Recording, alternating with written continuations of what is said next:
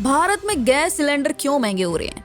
क्या world war चल रहा है इसलिए, या सप्लाई रुक गई है इसलिए, या कहीं ऐसा तो नहीं है कि पाकिस्तान में लोग एक दूसरे को बम की तरह सिलेंडर फेंक रहे हैं? मजाक लग रहा है ना? लेकिन अगर मैं कहूँ इसके पीछे जो कहानी है वो इतनी खतरनाक है कि पूरे सिस्टम की जड़ें हिला देंगी।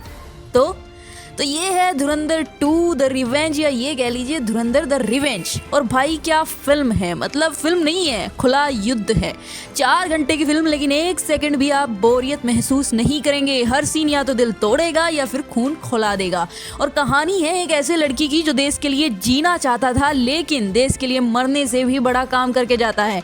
नाम है जसकीरत सिंह रांझी। सपना फौज में था, लेकिन वो ट्रेनिंग से जब वापस आता है तो उसे पता चलता है कि उसका घर, उसका परिवार सब बर्बाद हो चुका है। पिता मारे गए हैं और बहनों के साथ जो हुआ वो खैर क्या बताऊं मैं आपको, मतलब आपका खून खोल जाएगा सुन के। तो ये सिर्फ एक सीन नहीं था, ये दर्द था हर एक उस इंसान का जो वो वहाँ बैठकर फील करेगा। और उसके बाद फिर वो आता है वो वाला सीन, कोठी खामोशी, जो अंदर तक जलती हुई आग थी।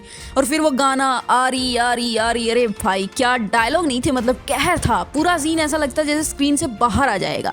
लेकिन असली खेल यहाँ शुरू होता है। जेल, और उसके बाद उसे फांसी होने वाली होती है, लेकिन तभी एंट्री होती है सान्याल की। मतलब मूवी में तो सान्याल नाम है, लेकिन हम जानते हैं कि वो अजीत डोभाल थे। और वो कहते हैं कि मरना है या देश के लिए जीना है।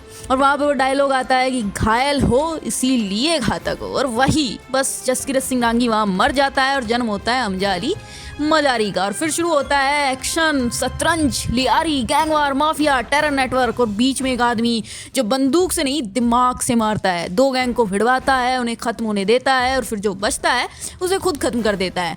मतलब गाना होना चाहिए था कि यारी यारी यारी छलनी कर दी पूरी लयारी। ये एक फिल्म नहीं है, ये बहुत कुछ है मतलब। और यहीं से ये फिल्म जो है ना एक लेवल ऊपर चली जाती है। मतलब फेक करेंसी 11,000 करोड़ की जो नेपाल के रास्ते से यूपी होते हुए भारत में एंटर करती थी, और प्लान था 60,000 करोड़ की और नकली करेंसी भेजने का, लेकिन सफल नहीं हो पाते क्योंकि देश के अंदर कर देते हैं पीएम हमारे नोटबंदी। तो नोटबंदी जो 2016 में हुई थी वो एक फैसला नहीं था, वो वॉर था, खुला वॉर था पाकिस्तान के खिलाफ।